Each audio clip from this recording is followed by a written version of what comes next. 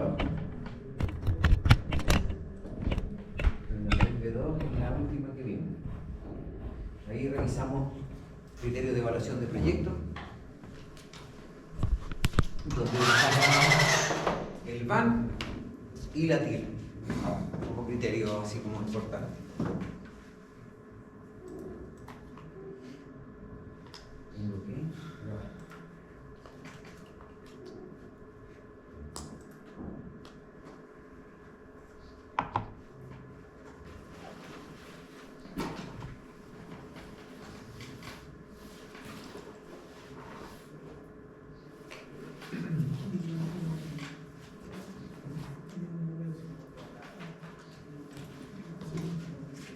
Ya, como criterio importante, como les decía, el VAN y la TIR.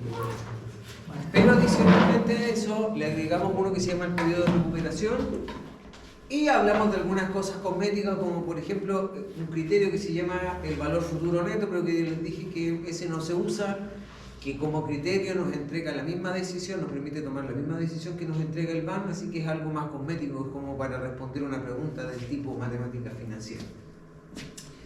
El VAN dijimos que no basta con simplemente calcular el VAN y en base al VAN tomar una decisión, sino que dijimos, bueno, lo primero que hay que hacer es que los proyectos que estamos evaluando tienen que ser comparables y para eso tienen que durar la misma cantidad de periodos. Entonces, si llegara a ocurrir que tengo varias alternativas y no coinciden en eso, tengo que arreglarlo de alguna forma antes de calcular el VAN. Y ahí dividimos el análisis en dos partes. Uno, mínimo común múltiplo, y replicar los proyectos de tal manera de que coincidan en un término común. Y la otra les dije, si no queremos hacer ese jaleo, nos vamos por el criterio del... ¿De cuál? El VAE, valor anual equivalente, ¿sí? Que transforma una serie de flujos de un proyecto, transforma un proyecto en una serie de flujos futuros, ¿ya? Independiente, no quedando con valor de inversión en el periodo cero, y así yo puedo compararlos. Si yo intento replicar ese proyecto, digamos sintético creado, me va a dar lo mismo todo el rato, así que no es necesario, ¿ya? Entonces, los criterios que deberíamos utilizar para pensar en algo cómodo serían el VAN, siempre quiero saber cuál es el VAN de un proyecto, y para tomar decisiones, el VAE. ¿Sí? Cuando los proyectos coinciden en su fecha de término, en su duración, utilizo directamente el VAN. De lo contrario, el VAE es el que me da la decisión. Porque hay un error común. Ahora entramos a conversar qué pasa cuando nosotros tenemos no la problemática de tomar una decisión, es decir, elegir un proyecto entre varios. ¿Sí? Acuérdense el concepto de mutuamente excluyente, sino que ahora tengo un capital disponible, es decir, tengo una cierta cantidad de dinero y lo que yo dispongo y quiero hacer es evaluar si es que me conviene o no me conviene tomar una decisión, seleccionar un proyecto, ¿ya? En el contexto de selección múltiple, ¿ya? Pero aquí yo ya tengo capital disponible. ¿Sí? Imaginémonos que yo puedo evaluar un proyecto, uno solo, un único proyecto. Tengo un único proyecto, pero la única diferencia es cómo yo lo voy a ejecutar. ¿Sí?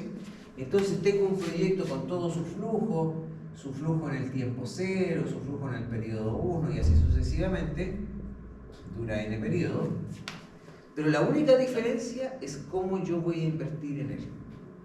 Una opción sería invertirlo 100% con capital propio, Otra alternativa sería, no sé, 90% capital propio, por lo tanto 10% de deuda, 80% capital propio y así sucesivamente hasta 100%, hasta 0% de capital propio. Entonces, una alternativa de proyecto puede ser visualizada con varias alternativas, cambiando la forma de pago. ¿Sí? Después vamos a ver cómo estos pagos modifican los flujos de caja. por ahora pensemos que el VAN de cada uno de estos proyectos va a ser distinto. Ahora, si yo algo me costara, supongamos que un proyecto me cuesta 10 millones de inversión y yo decido financiarlo 100% con mi capital, o sea, tengo que sacarme 100 millones de mi bolsillo, que es mi disponibilidad, para invertir en el proyecto. ¿Sí? Me estoy gastando todo en el proyecto. ¿Están de acuerdo? Eso me va a dar un VAN, y el VAN yo le voy a poner un R%, que es la tasa de descuento, entonces voy a estar ganando ese porcentaje del R% más el VAN, el aumento de riqueza. Pero yo perfectamente podría decir, oye, mira, yo voy a invertir 8 millones de mi dinero. 2 millones los voy a pedir a una institución financiera y después se los voy a pagar, va a estar metido todo en los flujos, ¿sí? Pero de mi bolsillo me quedaron 2 millones. ¿Sí? Esos 2 millones, ¿qué me permiten hacer a mí como tomador de decisiones? Esa es la pregunta. ¿Los puedo utilizar para invertir? ¿Sí? A esos 2 millones, ¿cuánta ganancia le podríamos sacar? ¿Ya? Por defecto, es la tasa de descuento. ¿Ya? Eso es lo que está planteado acá. ¿Ya? La inversión del proyecto multiplicado por la rentabilidad del proyecto, ¿ya? Acuérdense que la TIR era la rentabilidad del proyecto, más el capital que me sobró, en mi ejemplo los 2 millones, multiplicado por el R, que es la tasa de descuento, y todo eso dividido por el K. Eso me va a dar lo que se llama la tasa de rendimiento. La tasa de rendimiento de la decisión que voy a tomar. ¿Ya? Vamos a jugar con este indicador. Noten bien cuál es el contexto. Yo necesito determinar la tasa de rendimiento, pero ahora lo que lo diferencia a lo que habíamos analizado previamente es que yo tengo un capital disponible. Y ese capital disponible a mí me abre la opción para que yo pueda evaluar cosas como esta. Invertir todo mi capital o no invertirlo todo, invertir una fracción. Tengo que buscar el ejemplo.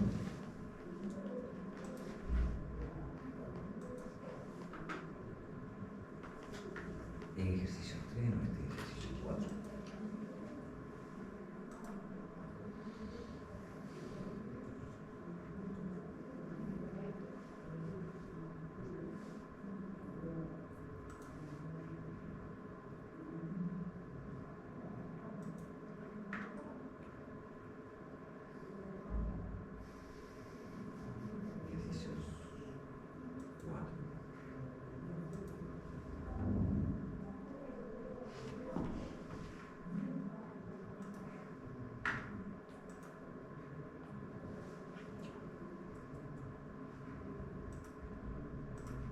Me encargo de subir esto.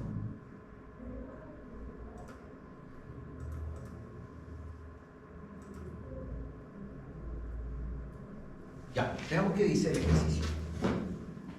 El ejercicio dice, un inversionista tiene una tasa de descuento de 9%, ese sería su R, y dispone de capital por un monto de 900.000. Debe seleccionar la mejor alternativa entre esto.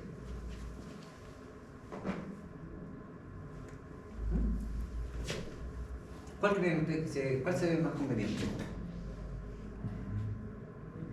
Ojo, para cada alternativa tenemos la inversión requerida, el dinero que tiene que desembolsar en el tiempo cero, y la TIR, que es la rentabilidad que van a obtener de ese proyecto. ¿Ya? Rentabilidad, aquí no hay periodo de duración del proyecto, ¿sí? No es dato, podría durar 10 años, 20 años, da lo mismo. Lo que importa es que si él invierte 500.000, ¿cuánto va a generar de ganancia? ¿Cuánto? ¿Por qué 400? Si él invierte 500.000, ¿cuál va a ser su ganancia si la rentabilidad del proyecto es 12%?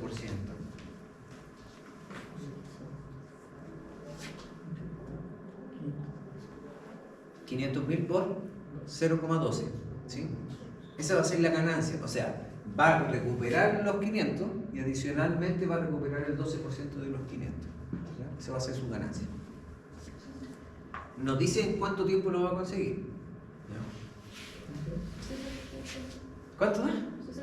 ¿60? Ya, 60.000. O sea, el inversionista recuperaría los 500.000 invertidos y adicionalmente 60.000. Ya. ¿Cuál se ve así como dispone de estos 900.000? ¿Qué proyecto selecciona? Esa es la pregunta. Primero, con 900.000, ¿alcanza a invertir en ese proyecto? Sí, en ese también y en ese también. Si hay alguno que no lo alcanzara, bueno, no puede estar en este listado, a no ser que consideremos capital deuda, que lo va a financiar con deuda. Y bueno, ahora, notemos que si él tiene 900.000 y selecciona este proyecto, él va a ganarse 60.000. los 60.000. ¿De dónde viene esa ganancia? Él tiene 900.000. Él va a invertir en ese proyecto 500.000. ¿Cierto? Y se va a ganar 1 más 0,12. ¿Sí? Ese va a ser su retorno. ¿Sí? Ahora, podemos obviar eso y hablar solamente de ganancia. En lugar de hablar de recuperar el capital, solamente vamos a incluir la ganancia, el extra, el dinero extra. Entonces, él va a ganarse un extra de 12% de esos 500.000, pero adicionalmente le sobran 400.000. ¿Qué hace él con esos 400.000? ¿Se lo guarda en el bolsillo o lo invierte en otra cosa? Él lo va a invertir en otra cosa. Él lo va a invertir en algo que le genera su R%, que es su mejor opción. Y eso va a ser multiplicado por 0,09. Esto representa el dinero extra que va a ganar tomando esa decisión. Por defecto, si selecciona esta alternativa, le sobra eso y eso lo invierte en su mejor opción. ¿Ya? Lo que tenemos acá, que está dividido por acá, está dividido por 900.000, que es el capital disponible. Por lo tanto, esto me va a dar un porcentaje, que es el porcentaje que va a ganar, el cual va a ser un valor siempre entre 12% y 9%. Siempre va a estar en el medio, en alguna parte del medio. Profe, ¿la TIR siempre va a ser en porcentaje? ¿No? La TIR siempre es un porcentaje. Por eso le llaman la TIR, es la rentabilidad, rendimiento, también recibe esos nombres. ¿Ya? Entonces ahora lo que vamos a hacer es utilizar esta expresión. ¿Ya? Noten que K menos inversión es lo que le sobró. Inversión es el monto de inversión requerido por la alternativa de proyecto y TIR. Así que multiplicamos esos dos datos, vemos cuánto dinero nos sobra, lo multiplicamos por R y lo dividimos por el capital, que es 900.000. Eso lo van a encontrar en esta ecuacióncita que está ahí. Está vinculado a valor R y K que está arriba, y es esa misma formulita que está ahí. ¿Cuál es la tasa de rendimiento? Fíjense, coincide justo con el proyecto que tiene la mayor TIR, es la mejor opción, pero no necesariamente es así. Todo está en función de cuánto dinero sobró. ¿Ya? Por ejemplo, ¿qué pasaría si yo aquí le coloco 800.000? ¿Vean?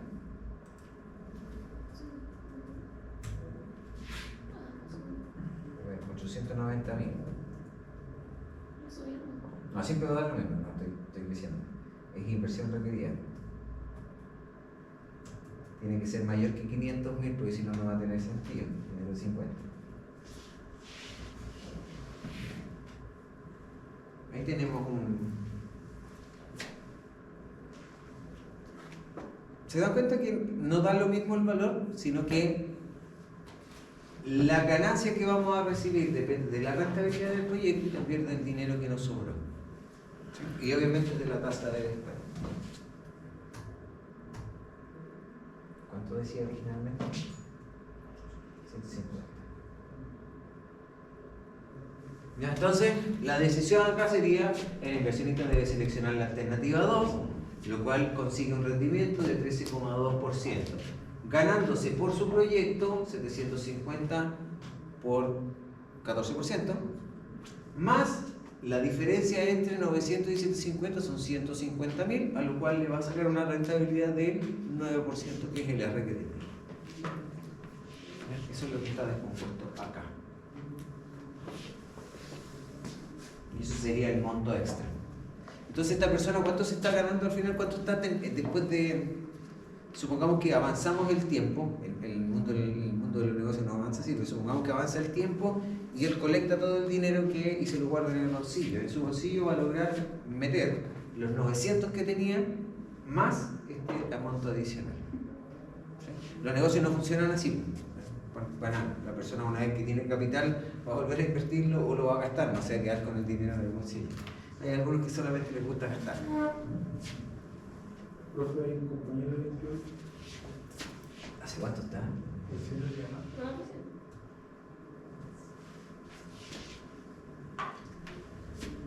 ¿Ya se entendió? Tasa de rendimiento.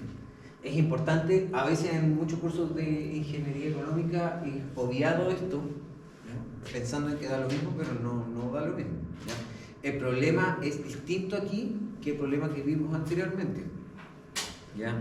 Acá el inversionista tiene capital disponible, ¿ya? Es distinto al anterior, donde el capital disponible es un juego, ¿ya? Asumimos que el inversionista tenía la plata para hacerlo, sí o sí, ¿sí? Lo cual tampoco es un error. Disculpe, el K, ¿cómo lo saco? El K es el capital disponible, el monto que dispone el inversionista, ¿ya? ¿Qué pasa con esta alternativa? Fíjense, dispone de 900 y con esa alternativa se gastan los 900, ¿no le sobra? Nada, ¿cierto? Le sobra 0. Y 0 multiplicado por R le va a dar 0, así que la misma ecuación. Ahora, ¿qué pasaría si este inversionista decide pedir plata prestada?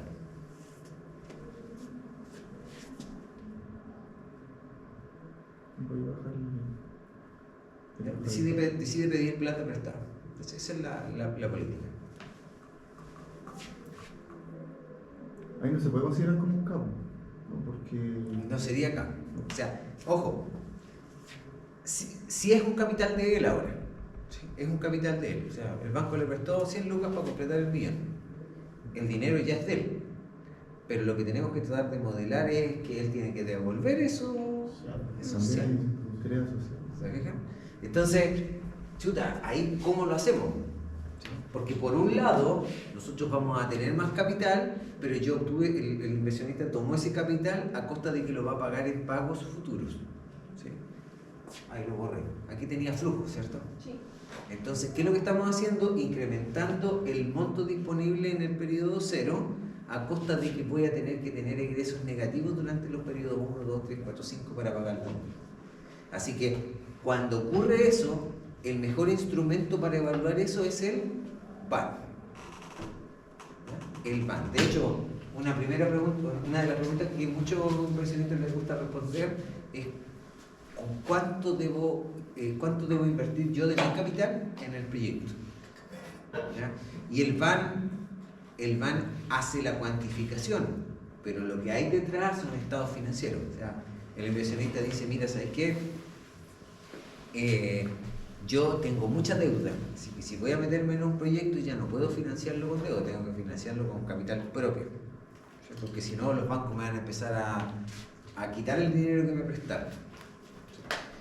Que ustedes saben, ¿cuándo un banco le presta dinero a alguien o a una empresa grande? Cuando tiene activos, ¿sí? Cuando tiene activos que ya están financiados por él. Por ejemplo, una empresa tiene vehículos. Entonces él va y dice, mira, tengo estos vehículos y son míos. No los estoy pagando, son míos. Entonces ahí el banco dice, ya entonces tú tienes capital como para que nosotros te prestemos plata. ¿Cuál es la intención del banco? Salvaguardarse de alguna forma. Ahora, los bancos y las instituciones financieras no quieren prestar plata para que no se las devuelvan. Lo que quieren prestar plata es que se las devuelvan. ¿Sí? Así que con eso trata de afinar la puntería de ver a quién le pasa plata y a quién no. Ahora, para negocios complejos más grandes, los bancos analizan los estados financieros. O sea, hay una cuestión que se llama como llevar la empresa al médico. Cuando ustedes van al médico, el médico les hace un diagnóstico, le toman la temperatura, la presión, le hace algunos análisis de sangre, todo eso, y le dicen, sí, mire, usted está bien, usted está mal, tengo dudas, hagamos más exámenes para afinar la puntería. ¿Sí? Entonces les revisan algunas cosas y saben si están bien. A las empresas lo mismo. ¿Qué es lo que les revisan? Que la proporción entre deuda y capital y activos. ¿Sí? Entonces, ¿qué es lo que revisan? Si usted tiene mucha deuda para los activos que tiene, es porque su empresa ya está como vendida. Usted no es tan propietario usted está sacrificando su capital por deuda y usted no es tan dueño de su empresa, así que si no está sano eso, no le vamos a prestar plata. Ojo, yo le estoy hablando de instituciones, una institución, o sea, cuando quieren construir un edificio, ¿alguien sabe cuánto cuesta construir un edificio de unos 10 pisos? Pero ¿saben cuánto cuestan los departamentos? No sé, pongamos unos departamentos de a 100 millones. Te baja. De un edificio que tenga ¿cuántos departamentos? ¿Unos 40 departamentos? Claro. 4 millones. 4 millones. ¿Y para construirlo? Sí. 3.000 millones. Nadie llega y dice, hoy quiero construir un edificio con capital mío. No. Hay que pedir deuda. O sea, parte del negocio es poder, o sea, el negocio te va a funcionar cuando tú puedes pedir dinero. ¿Sí? Y tiene algunos beneficios hacer cosas con dinero que no es tuyo, cuando hablas a nivel de empresa, de organización. Por ejemplo, en lugar de pagar impuestos, deduzco el impuesto por la vía de que pago el precio del que me preste el dinero. Menos mal que los gobiernos no se han dado cuenta que los gobiernos pueden prestar plata. ¿Cómo funcionarían las cosas ahí? Nadie pagaría. No, pero es mismas condiciones. Pero la misma persona que te presta plata también te cobraría interés y te cobraría el impuesto. ¿Cómo nos iría como país si el Estado prestara el dinero? ¿Qué creen ustedes que pasaría? No sé si en Chile funciona. Entonces lo han intentado hacer, terminan con golpes de Estado y cosas por el estilo. Y no es porque la gente no esté feliz.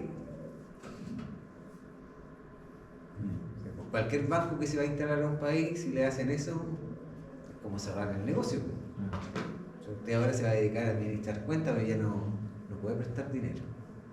De hecho, hay algunos países que le han hecho, prohibido cobrar interés. Prohibido cobrar interés. Con la ganancia. ¿Sabes qué país hizo eso, no? ¿Suiza? ¿Mm? ¿Suiza? Venezuela. Alemania. Antes de la Segunda Guerra Mundial, cuando Alemania era súper pobre, dijeron, no podemos decir que los bancos no existan, pero ahora no se puede prestar plata. O sea, sí se puede prestar plata, pero no se puede cobrar interés. Todavía los judíos. Y a raíz de eso fue una de las causas por la cual tuvieron que entrar en alguna guerra por ahí. Entonces, los bancos generan crecimiento y los países están metidos en esa burbuja, no se pueden salir. Y cuando le va bien a un país, le va bien a un banco, a las instituciones financieras, la respuesta es sí. Y cuando les va bien a las instituciones financieras, ¿les va bien a los países? ¿Sí? ¿Qué es lo que buscan ellos? ¿Negocio de corto plazo o de largo plazo? Bancos, instituciones financieras. Quieren de largo plazo. Así que saben que cualquier beneficio de corto plazo, en pos de sacrificar beneficio de largo plazo, no es tan bueno. ¿Qué es lo que quieren las instituciones financieras? ¿Un país con alta población o con poca población? Con alta, ¿cierto? Con buen trabajo, con todo eso. Ya, pero no es automático hacer crecer la población así como así. Hay países que no lo soportan. ¿Qué país no soporta crecimiento poblacional? ¿Chile se la puede o no? Bueno, llegaron a cubrir un espacio que había. El problema es que en Chile, ¿cómo se crece? ¿Qué ciudades son las que crecen en población? las ciudades más grandes que tienen más trabajo, ¿sí? Entonces el trabajo no... ¿Qué es lo que pasa? Termina siendo muy costoso en varios conceptos vivir en una ciudad más compleja. No sé, pues, si usted, ¿alguien le ha tocado vivir en Santiago? Cuando no vive, o sea, es difícil vivir cerca del trabajo. Es difícil vivir cerca del colegio. Entonces, el costo de vida es alto, valorado económicamente porque te toca suplir esa necesidad. Entonces, si yo no puedo llegar a ir a buscar o dejar a un hijo al colegio, tengo que pagar transporte en una ciudad compleja. Si yo no vivo cerca de mi trabajo, yo te voy a tener que desplazarme. Y los desplazamientos en Santiago hay que pagar no solo un combustible, ni comerse los tacos, hay que pagar desplazarse. Si ustedes se quieren desplazar más, ahorrarse todo, o sea, si quieren llegar a trabajar.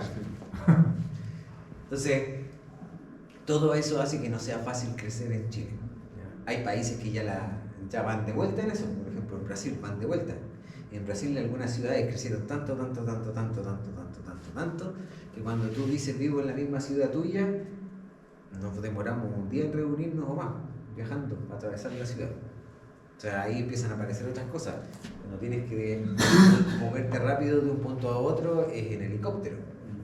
No hay otra alternativa. ¿Ya? No sé, acá en Chile hay espacio para vivir en el sur. ¿Y la gente se quiere ir al sur? No. O sea, la gente que se jubila tiene opciones, ¿sí? Pero la gente que quiere trabajar y todo eso no se va al sur. ¿Ya? De hecho, comparen los centros comerciales que hay en Concepción con centros comerciales que están más al sur, en ciudades igual grandes. O sea, Valdivia, con nosotros.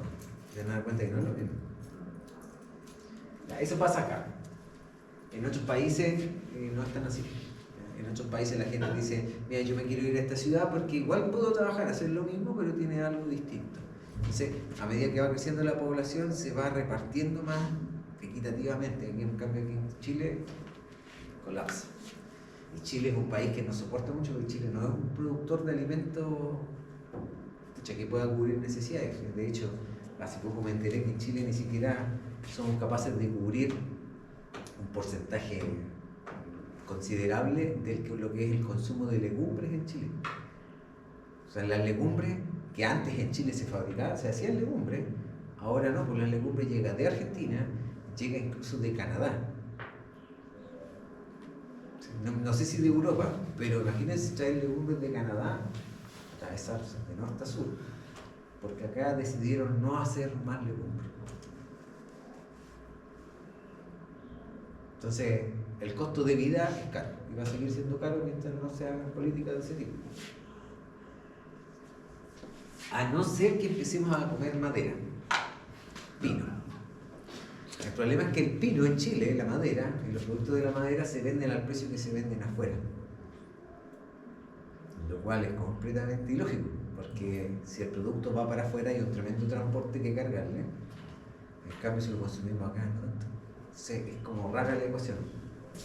Ya, esto lo podemos complementar y vamos a seguir en eso.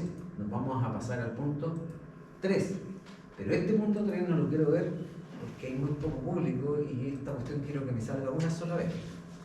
Pero les voy a describir qué es lo que vamos a hacer para que entiendan hacia dónde vamos. Este problemita que está acá, déjenme analizarlo porque parece que no es. Sí es, pero no es la versión original. Olvidémonos de esta columna que está aquí. Olvídense de esa columna.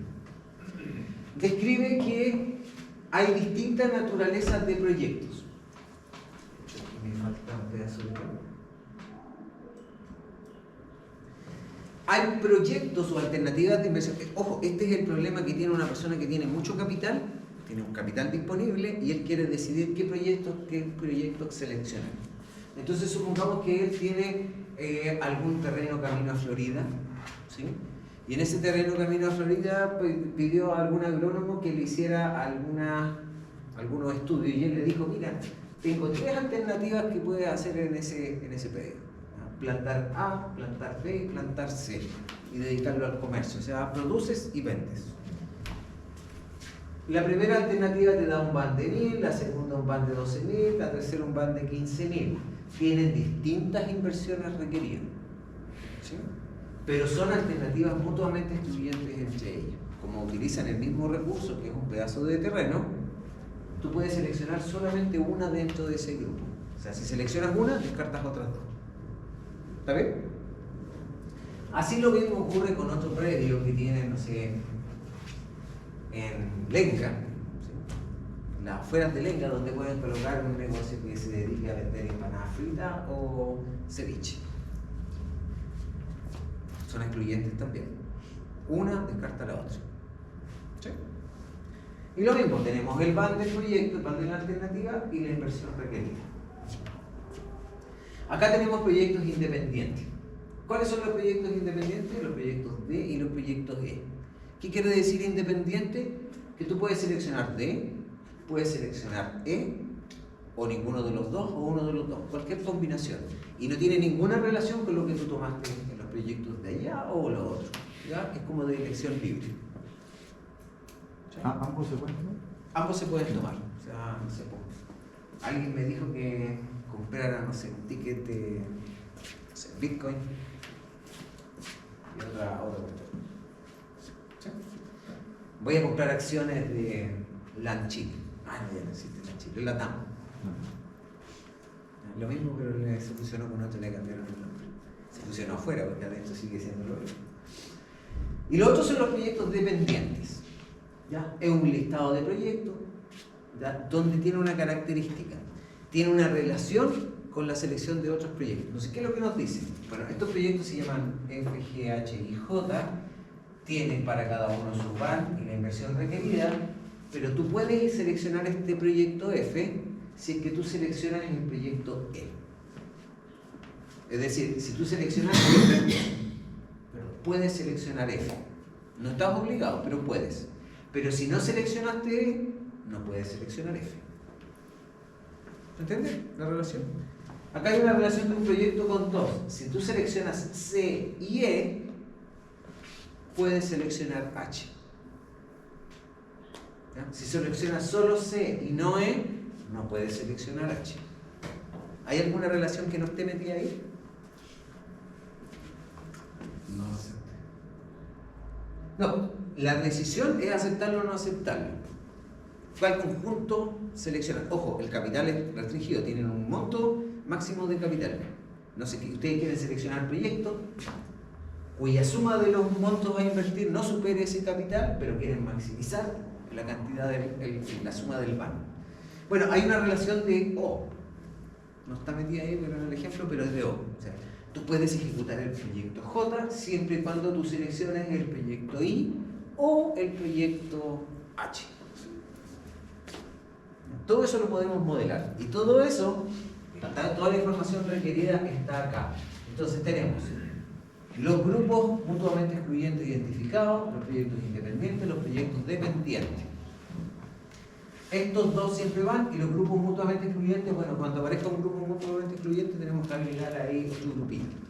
Cada proyecto individualizado con su nombre, su descripción, sus flujos de caja por otro lado, pero resumidos acá con su ban, su inversión y la relación para los proyectos dependientes.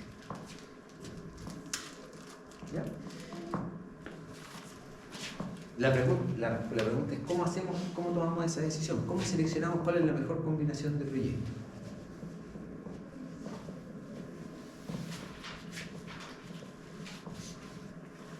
Vale.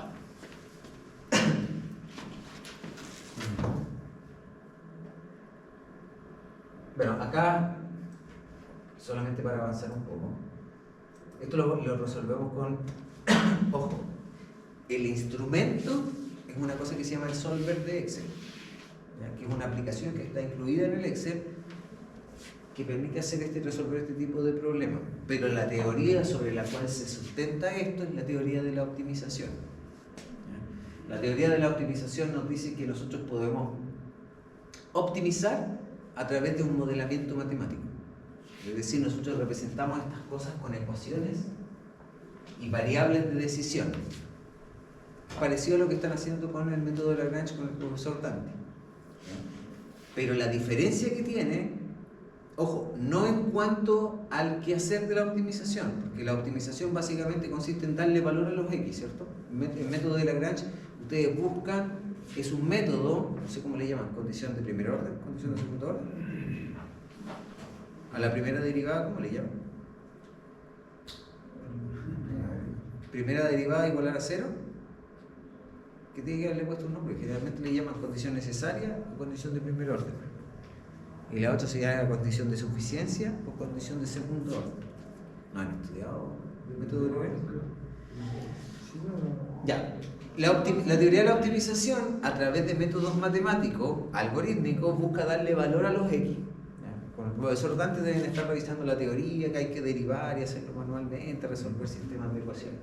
Ahora, la diferencia con esto, sin ser un curso de optimización, es que la variable de decisión está reflejada en esta cruz.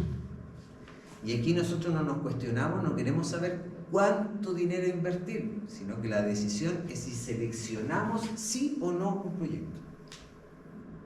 ¿Sí? ¿Qué problema creen que es más fácil? ¿Un problema de selección sí o no? ¿O un problema de selección de cantidades, como lo hacen con el método de Lagrange?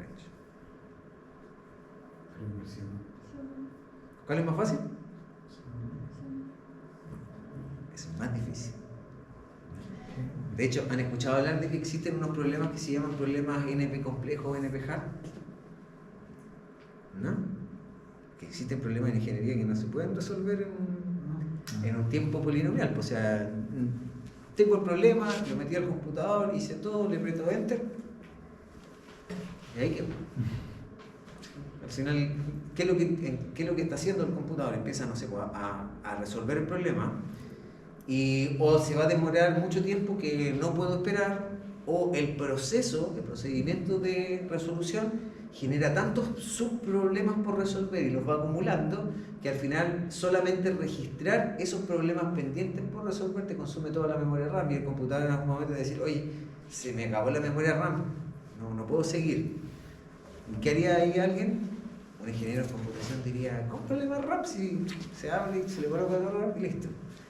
Eso sí, pues, va a funcionar un rato más, va a seguir creciendo esta cuestión y en algún momento te va a decir, oye, se me volvió a acabar.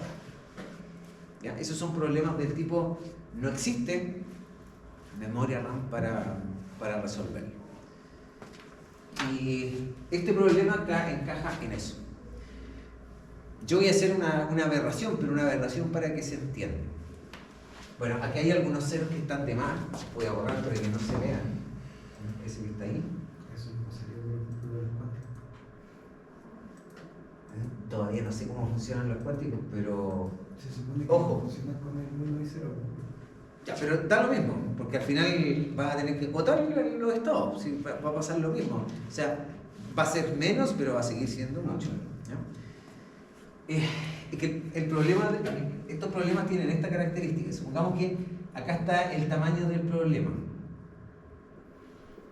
Y aquí está, ojo, yo voy a colocar tiempo, pero en realidad es cantidad de operaciones. La cantidad de operaciones que tiene que realizar un computador. Ojo, operaciones hasta el nivel más básico, sumar, restar, sumar binarios, lo que sea. Es razonable que si el problema es de mayor tamaño, esta cuestión vaya creciendo, ¿cierto? Pero esta cuestión puede crecer así linealmente, o puede crecer logarítmicamente, o en forma cuadrática, o los problemas complejos son así. Estamos súper bien, pero de ahí se disparó.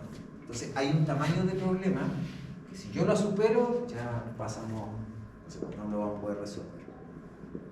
Ahora veamos. Fíjense, ¿cuántas decisiones puedo tomar? 1, 2, 3, 4, 5, 6, 7, 8, 9, 10, 11, 12. Son 12 opciones, es decir, son 12 variables que pueden tomar valor 0 o 1. Entonces, son 12 variables y cada una puede tomar valor 0 o 1, por lo tanto, la cantidad total de soluciones posibles de este problema es 2 elevado a 12. ¿Sí? Una de ellas, no sé, pues, supongamos que ahí va a ser un 1 y puros ceros, todos 1, todos 0, etc. ¿Cuánto es 2 elevado a 12? Exactamente, sí. Hagámoslo con Excel. Si tenemos acá 2 elevado a 12. 2 elevado a 12 es 4096. 4096. No es tan grande. ¿Cuánto nos demoraríamos nosotros haciendo un listado de todas las soluciones y analizándolas una por una? Supongamos que nos demoramos 1 minuto en cada una. O mucho. Supongamos 1 minuto. Entonces serían 4096 minutos. ¿Cuántos son 4096 minutos en horas? Son 68 horas. ¿Y en días? Eso dividido por 24. 2,8. 2,8 horas. No tanto, ¿cierto? Pero veamos qué pasa si nos aumentamos esto a 13. Es decir, para alguien apareció con un nuevo proyecto. Entonces lo voy a poner acá arriba. Nos pasamos a 13. Ya no son 2,8 días, son 5,6, o sea, lo duplicamos. ¿Qué pasa si le coloco 14?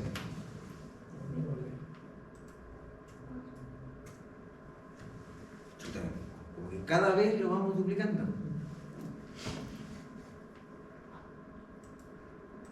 Pongámosle 20. Con 20 ya nos pasamos del año. Pasamos del año, casi 2 años. Casi 2 años. Entonces, estos problemas existen. Y ojo, ¿en qué momento te pasa esto? Cuando se dispara, tampoco lo podemos predecir. Tampoco es así como decir, mira, hasta tanto estamos bien. No, hay que hacer experimentos para hacer esa cuestión. Ya, lo bueno es que estos problemitas que resolvemos en la ingeniería económica tienen alguna estructura y no parecen ser, ojo, no es que yo no diga que no sean, no parecen ser los problemas más complejos de resolver. Ojo, no quiere decir que no sean complejos, quiere decir que dentro de la complejidad que tienen no son de los más complejos, hay otros más complejos que ellos.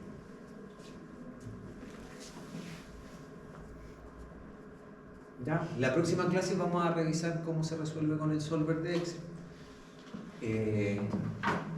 Porque una cosa es tener los datos y otra cosa es construir el modelo. En particular el solver de Excel, su principal virtud es su principal deficiencia. Porque cuando yo quiero ver cuál es el modelo que está metido acá, el modelo yo no lo puedo visualizar. Tengo que revisarlo así como celda por celda, que escribía en cada celda. Tengo que ir revisando las ecuaciones que son las que están acá. Y eso es lo que nos gusta. Ahora, con algo de práctica y haciendo cosas para ustedes, podemos achuntarle y estar seguros de que lo hicimos bien. Pero, igual sigue teniendo la misma característica de que cuesta revisarlo si es que está bien escrito o no. Así que, en lugar de usar el solver de Excel, probablemente habría que utilizar alguna otra herramienta donde explícitamente le pasamos el modelo matemático, le pasamos los datos y le damos a resolver. Le puedo decir, revisemos las ecuaciones, y hay un montón de instrumentos por los cuales se pueden revisar las ecuaciones sin llegar a mirar explícitamente ecuación por ecuación. ¿Sí? Es como hablar en un lenguaje matemático. Y ahora lo que vamos a ver, para darle un cierre a esta unidad, es lo que aparece aquí como análisis incremental. Que nosotros no lo vamos a utilizar, solamente se los voy a comentar para ver en qué consiste. Veamos de dónde surge este análisis incremental. El análisis incremental surge porque en algún momento los computadores y los teléfonos, piensen en el tiempo que los teléfonos estaban en las casas, no habían teléfonos en el bolsillo. La mejor opción para hacer cálculos eran calculadoras. A raíz de las calculadoras, no sé cuántas existían las calculadoras de bolsillo, que sumaban, restaban, multiplicaban y dividían. Después aparecieron las calculadoras científicas. Las calculadoras científicas te permitían calcular seno, coseno, exponente, logaritmo, cosas de ese tipo. No piensen en las calculadoras que grafican, porque eso ya pasó harto tiempo. Y en el medio surgía la necesidad de almacenar grandes volúmenes de datos. O sea, por grandes volúmenes de datos, una hoja de Excel, un dato. Y es ahí cuando dicen, oye, pero hagamos una nueva calculadora para esos volúmenes de datos. O sea, algo que se parezca a un Excel, pero en calculadora. Y ahí aparecieron las calculadoras financieras. No sé si las conocieron. Son unas largas, anchitas, modalidad así. Tiene varios botones acá. Que básicamente lo que tienen es que tienen memoria y ustedes pueden guardar tablas, vectores. Entonces, ideal para calcular un pan. ¿Sí? Pero estas calculadoras igual tenían algo limitado. O sea, cada vez que ustedes querían hacer un cálculo, la calculadora usarla costaba porque había que meterle todos los datos. Entonces ahí alguien dijo, oye, ya, pero hagamos una forma astuta de comparar proyectos. Entonces, la principal problemática, la primera problemática que se aborda en la ingeniería económica es comparar dos proyectos, que está descrito por una serie de flujos 1 y una serie de flujos 2. Para el tiempo 0, 1, 2, 3, 4, 5, da lo mismo si terminan en el mismo periodo o no. Esa es la principal problemática. ¿Ya? Entonces, ¿qué es lo que usualmente se hace? Le calculo el VAN a este proyecto, le calculo el VAN a este proyecto y luego decido cuál de los dos es mejor. ¿Sí? Así de simple, suponiendo que terminan en el mismo periodo. Pero alguien dijo, oye, ¿sé qué? Acá veamos qué pasa con esto. En lugar de calcular la diferencia, en lugar de calcular el VAN para cada uno, calculemos la diferencia entre los flujos, para cada flujo, y le calculamos el VAN a ese proyecto. Entonces, en lugar de calcular un VAN, dos VAN, calculamos un VAN. Luego, fíjense, F2 menos F1. Si el VAN da positivo, ¿qué proyecto es mejor? El VAN da positivo, el proyecto 2 es mejor. Y si da negativo, el proyecto 1 es mejor. Y si se me ocurre cambiarlo y hacerlo como F1 menos F2, va a dar el mismo resultado, o sea, de invertir los signos. Entonces ahí tenemos una forma que funcionó para comparar proyectos y elegir cuál era mejor. ¿Cuál era el problema de ese método? Que no te decía cuál era el VAN del proyecto que tú seleccionabas. En este caso nosotros decimos, mira, entre F2 y F1 como me dio positivo, seleccionó el proyecto 2. ¿Y cuál era el VAN del proyecto 2? Deja ingresarlo de nuevo a la calculadora. ¿Sí? Pero cuando quería comparar, yo iba desafiando proyectos. El 2 es mejor que el 1, descarto el 1. Ahora comparo el 3 con el 4 y gano el 3. Y después comparo el 3 con el 2. Y ahí veo que gané y ahí terminé. Pero al final igual termino. ¿Y cuál es el VAN del proyecto que seleccionaste? No te preocupes, ya sé que es el mejor. Déjame hacer los cálculos de nuevo. Ahora, ese desarrollo, ojo, por una necesidad de cálculo, de método de cálculo, permitió construir una teoría, que es la, no quiero decir extensión, es el caso particular de lo que hemos hecho nosotros con la teoría económica. ¿Sí? Microeconomía. Yo les voy a contar un caso. De hecho, tengo un alumno que está desarrollando su proyecto de título en una empresa de pellet, Nahuelguta o algo así. Nahuelguta, no sé qué marca harán, pero parece que es lo que hacen los Ecomax, de pellet combustible. Bueno, ellos quieren mejorar su proceso productivo, es decir, quieren producir más. ¿Sí? Se sabe que si producen más pellet van a ganar más lucas, potencialmente. Pero cuesta dinero ampliar la capacidad productiva. Tampoco da lo mismo cómo producir, tiene que ser producto que se quiera vender, o sea, tiene que conservar cierto aspecto. Y este alumno se enfrenta a la necesidad de calcular el VAN, de identificar qué es lo que tiene que hacer para mejorar. Entonces él hace un diagnóstico y dice, mira, estamos mal en esto, rechazamos mucho producto lo tenemos que reprocesar porque en el medio del proceso había mucha humedad y nosotros continuamos procesándolo, entonces al final quedó con una humedad que no sirve y hay que volverlo a ingresar al proceso. O sea, estáis procesando 2 veces lo mismo, gastando el doble para sacar el mismo producto. Entonces se dieron cuenta que si ellos controlaban al inicio, se evitaban el proceso y podían, no sé, ahorrarse dinero y secar más la materia prima. Y así un montón de otras cosas. Ojo, en el proyecto tienen que invertir del orden de 400 y tantos millones de pesos para mejorar. Ojo, se invierte para ganar más lucas y que al final se recupera.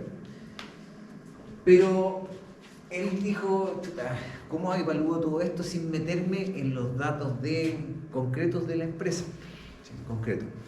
Y hay algo que las empresas son súper reacias a mostrar. O sea, un alumno está haciendo un proyecto de título y después va a exponer en un documento los costos de la empresa. Con el listado de clientes, la empresa se puede hundir. ¿Sí? Entonces las empresas son muy reacias, pero la misma teoría soporta algo, porque dice, oye, en lugar de calcular el VAN, calculemos el VAN adicional. El VAN adicional. Entonces, ¿qué es lo que dice? Tienen una propuesta. Por ejemplo, cambiar algo de la tecnología. Por ejemplo, reemplazamos una máquina por otra. ¿Sí? Reemplazamos una máquina por otra. Y ellos dicen, bueno, ¿cuáles son los ingresos y cuáles son los costos? Si ustedes cambian una máquina por otra y siguen procesando, ¿va a haber un ingreso extra?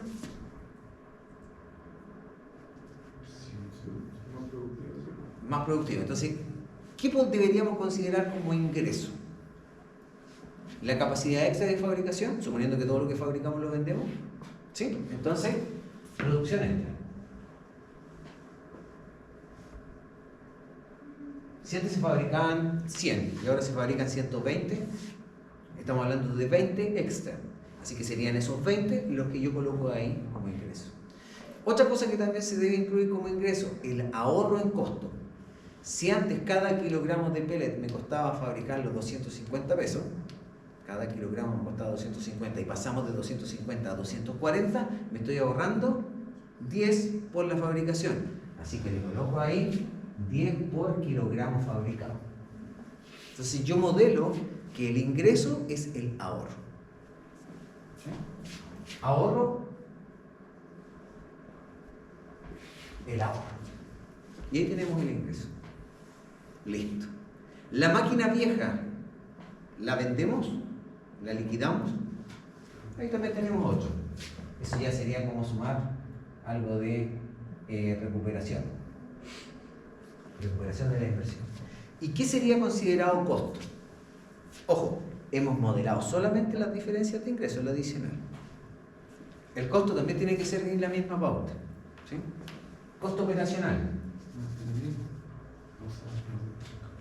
Por ejemplo, el costo operacional es cuánto te cuesta operar. O sea, antes teníamos una maquinaria y el costo de operación era tal. O sea, por cada kilogramo que queríamos fabricar teníamos este costo operacional.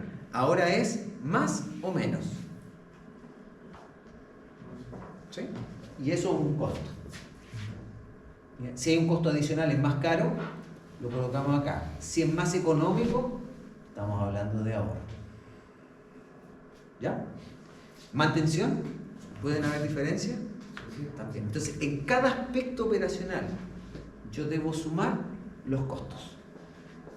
Y luego me construyo un flujo de caja donde se hable de el ingreso extra menos el costo extra. Y con eso voy a obtener el flujo y voy a estar haciendo lo que dice acá, la diferencia de los flujos. Y con eso voy a obtener el VAN de la propuesta. ¿Sí? En cuánto me permite mejorar adicionalmente a la ganancia. Ahora, hacerlo de esa forma tiene sus limitaciones. ¿Sí? ¿Cuáles son las limitaciones? Que apartamos del contexto general y solamente nos dedicamos a la diferencia, a la adicional. Entonces, cosas como por ejemplo, mira, la empresa está en pérdida, varios periodos, nosotros no lo vamos a poder comprender. ¿Y si despiden trabajadores por la máquina de controlar porque no operario? Hay un ahorro en costo de mano de obra. ¿No? Generalmente los proyectos así que hay proyectos que son 100% mejora. Ojo, hay una inversión sí. Invertimos, es decir, desembolsamos dinero y mejoran todos los aspectos. O sea, la diferencia de costos operacionales es cero. Lo único que tenemos son ahorros. ¿Ya? Pero eso está validado por lo que les dije yo del análisis incremental. Nosotros no vamos a hablar mucho más del análisis incremental porque si tenemos una hoja de cálculo para hacer los cálculos del VAN, no necesitamos hacer la diferencia. Y esto que está acá de cómo analizar esa diferencia, en un caso puntual lo van a estudiar en una lectura que es reposición. Análisis de reposición, sí. Pero de lo que está hablando eso es el análisis incremental, ¿cierto?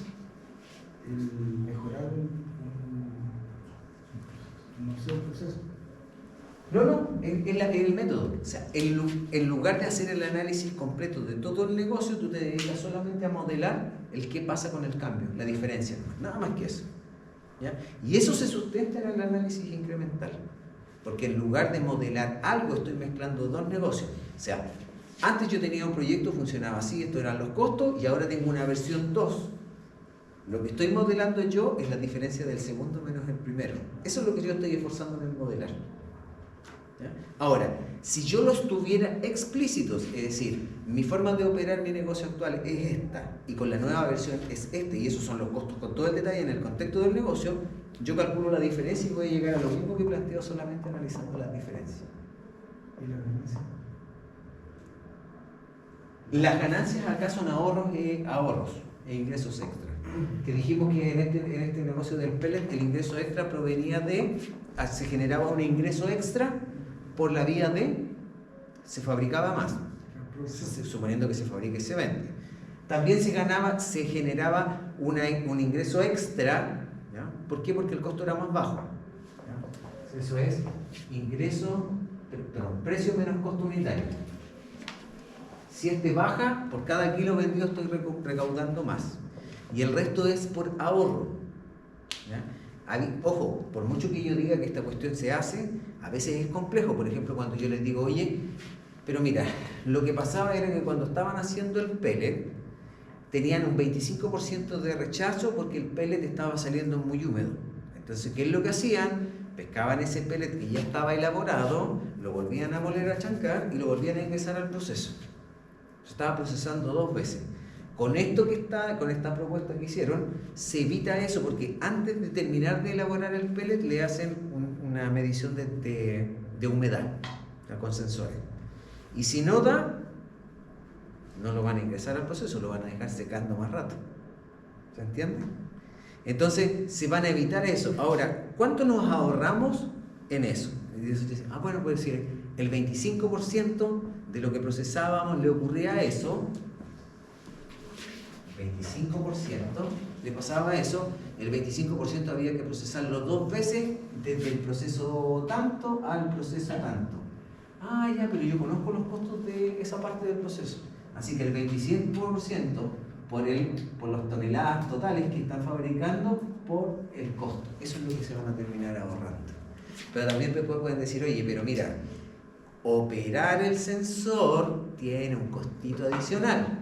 Hay que mantenerlo, hay que cambiar algunas piezas. Entonces también hay un aumento de costo en ese ítem. ¿Se entiende? Entonces, modelarlo es posible.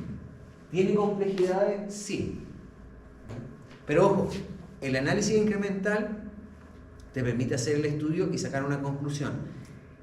En ocasiones esa conclusión es distinta a la conclusión del problema real, ¿ya? Donde yo planteo negocio actual versus negocio propuesto. En ese negocio tengo flujos de caja efectivos, flujos de caja. En cambio en este otro no tengo flujos de caja. Estoy hablando solamente de la diferencia. Y hay algo que pasa con los flujos de caja. Porque ¿qué pasa cuando ustedes tienen un flujo negativo? Por ejemplo, el flujo de caja del periodo 1 era menos 10.000. Ese es el negocio real. Y yo digo que yo ahora, en mi negocio nuevo, me voy a ahorrar, le voy a sumar 5.000.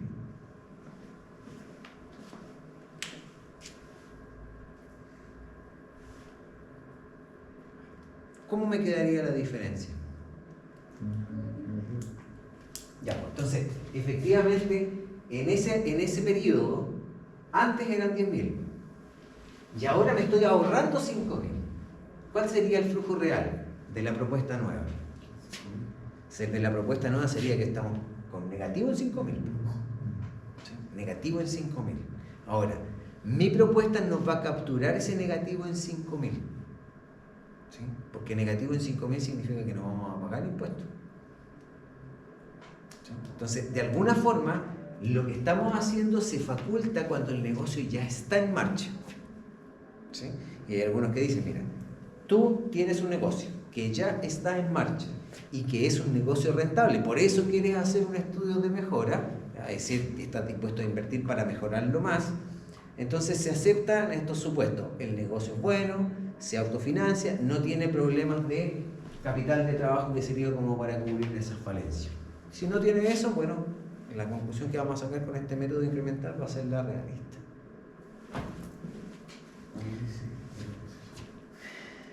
Ya, lo que quiero que vean es que hay más cosas. En esto que está acá, que es el análisis de reposición, ustedes van a estudiar un caso puntual de eso, ¿ya? Que es bastante simplificado porque es un modelo bien simplecito.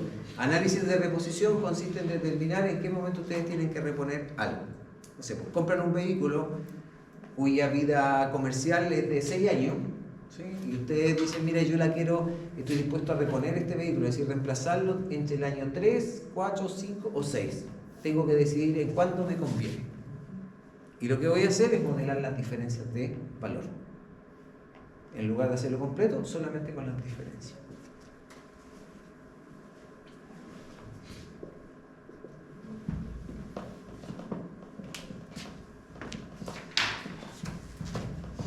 Ya.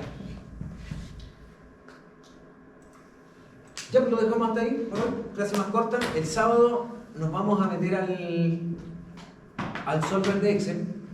Si quieren, traen su notebook y los puedo ir ayudando a manipularlo. Hay un solo pero con el solver de Excel que ocurriría si es que ustedes instalaron el Excel hace mucho tiempo, o sea que tiene una versión muy vieja. Que a veces el solver de Excel es como un adicional en el Excel y por defecto no lo instalan. Y ahí, si lo seleccionamos, les va a decir, oye, dame tu clave Microsoft para descargarlo, etcétera, o si es versión pirateada no van a poder hacer ¿Y nada. lo que funciona con la de la universidad? ¿Qué es No, ese lo tienen. O sea, si están conectados a la red de la universidad y no lo tienen instalado, ustedes le colocan y se van a conectar con esa credencial y se los va a instalar. Insisto, el solver de Excel nosotros no vamos a estudiar, no vamos a hacer un curso de optimización dentro de este curso, pero yo les voy a mostrar cómo se resuelven esos problemas. Es más un hecho curioso y ojo, no se los puedo evaluar en la prueba. A lo más les podría preguntar cómo se utiliza el solver de Excel hacia grandes rasgos, pero son cosas que no la podemos llevar al papel. Y por mucho que lo llevemos al papel, en el papel voy a tener el reflejo de una descripción matemática del problema, pero que no es la solución del problema. Estos problemas no se solucionan despejando ecuaciones ni resolviendo sistemas de ecuaciones. El profesor Dante lo que les enseña es que ustedes derivan una función, tienen una función lagrangiana, menos lambda o x menos i. Ustedes derivan y igualan a 0, ¿cierto? Y obtienen un sistema de ecuaciones. Resuelven el sistema de ecuaciones e identifican los puntos críticos o estacionarios. En optimización, la versión es algorítmica de esto, ¿no? Sobre todo cuando tienen un problema realista con varias variables. No hay despejar una variable, no hay resolver un sistema de ecuaciones, ¿no? Los sistemas de ecuaciones son generalmente no lineales ahí y generalmente lo que tienen son ecuaciones no del tipo 2x más y igual 5 con x menos y igual 3. No son sistemas de ecuaciones de ese tipo. La diferencia es que ustedes tienen sistemas de ecuaciones donde son desigualdades. Eso es lo que lo hace complejo. Entonces, ¿cómo resuelven un sistema de ecuaciones donde algunas ecuaciones son igualdades y las otras son desigualdades? Por eso existe toda una teoría detrás de esto. Y eso aplica para los problemas que son ecuaciones lineales y ecuaciones no lineales.